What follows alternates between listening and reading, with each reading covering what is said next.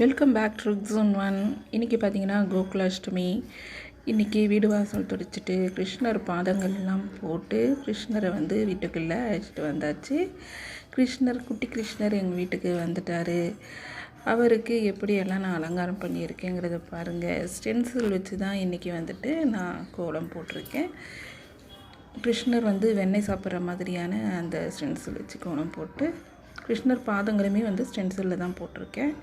அதுக்கப்புறம் விளக்கேற்றி வச்சுட்டு என்னால் முடிஞ்ச அலங்காரம் கிருஷ்ணரோட படத்துக்கு பண்ணியிருக்கேன்.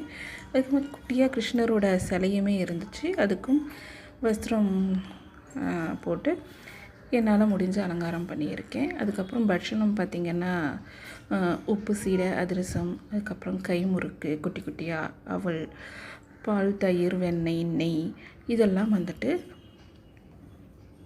நைவேத்தியமாக வச்சுருக்கேன். இன்றைக்கி என்னால் முடிஞ்சது சிம்பிளாக கிருஷ்ணருக்கு கோகுலாஷ்டமி அன்னைக்கு படைச்சாச்சு.